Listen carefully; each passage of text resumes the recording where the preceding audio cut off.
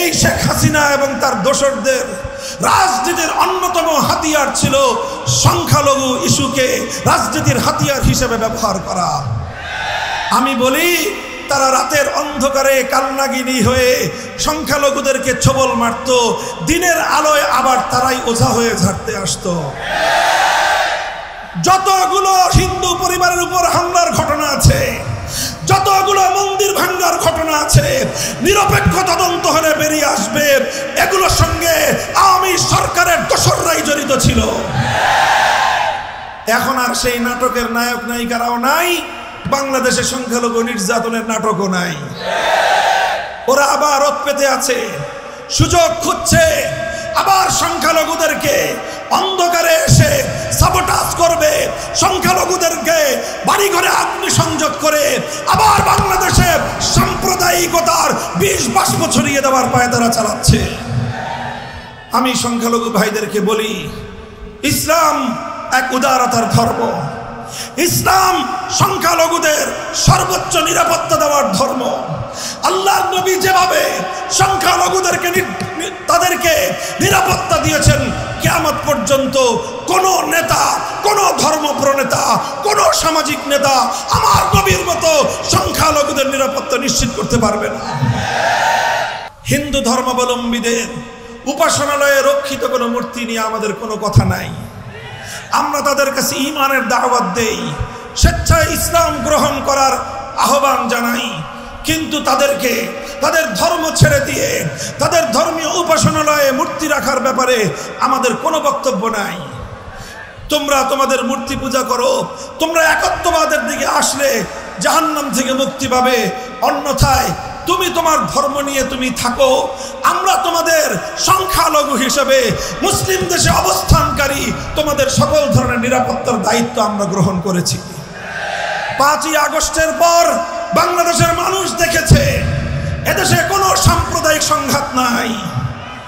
এদেশের হিন্দুদের মন্দির, বৌদ্ধদের প্যাগোডা, খ্রিস্টানদের গির্জা রাতের ঘুম মারি দিয়ে, রাতের ঘুমকে হারাম করে দিয়ে আলেম সমাজ, তাওহীদি জনতা, ইমাম সাহেবান, হেফাজতে ইসলামের নেতাকর্মীরা, খেলাফত মজলিস, বাংলাদেশ খেলাফত মজলিসের নেতাকর্মীরা রাতের ঘুম মার দিয়ে, রাতের ঘুমকে হারাম করে তারা এই সংখ্যালঘুদের নিরাপত্তার দায়িত্বে নিয়োজিত ছিল। বাংলাদেশের 5ই আগস্টের পর কোথাও সংখ্যালঘু নির্যাতনের কোনো ঘটনা নাই। সংগ্রামী সাথী ও বন্ধুগণ, সংখ্যালঘুদের অধিকারের পাশাপাশি মনে রাখতে হবে 200 বছরের আমাদের সংগ্রাম ছিল বাঙালি মুসলিম একটি জাতিসত্তা গড়ে তোলা।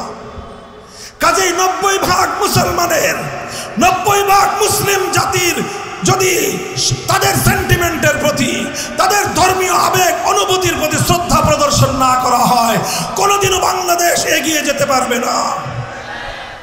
কাজেই আজকের অন্তর্বর্তীকালীন সরকারকেও আমরা একটি কথা বলে দিতে চাই, আমরা আপনাদেরকে সহযোগিতা করতেছি। আন্দোলনে ছিলাম আমরা, সংগ্রামে ছিলাম আমরা, কারারুদ্ধ হয়েছিলাম আমরা, 13 সাল থেকে 21 সাল পর্যন্ত রক্ত দিয়েছি আমরা, শাহাদাতের রক্ত দিয়ে ধৌত করেছি বাংলার এই রাব্বিস্থানের রাজপথ। আমরা সব জায়গায় ছিলাম এবং বিজয়ের পরে আমরা সংখ্যালঘুদেরকে পাহারা দিয়েছি। আমরা চাঁদাবাজ মাস্তানদের হাত থেকে ব্যবসায়ীদের নিরাপত্তা দেওয়ার চেষ্টা করেছি। আজও পর্যন্ত আপনাদের সহযোগিতায় নিরলসভাবে আমরা কাজ করে যাচ্ছি, ভবিষ্যতে আমরা কাজ করে যাওয়ার ইচ্ছা রাখি। তবে শুধু আমাদের একতরফা ইচ্ছা দিয়ে হবে না, আমাদের সহযোগিতা পাওয়ার জন্য আপনাদের ইচ্ছা থাকতে হবে। আমি একটা কথা বলেছিলাম, আমরা গায়ে পড়ে সহযোগিতা করতে চাই। আপনারা যদি পা দিয়ে ঠেলে দিতে চান তাহলে পরিণামটা খুব ভালো কারোর জন্যই হওয়ার কথা না।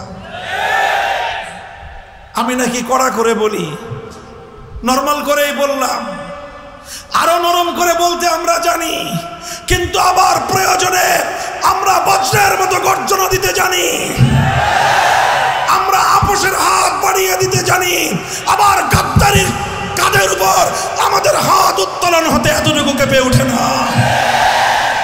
সংগ্রামী সাথী ও বন্ধুগণ,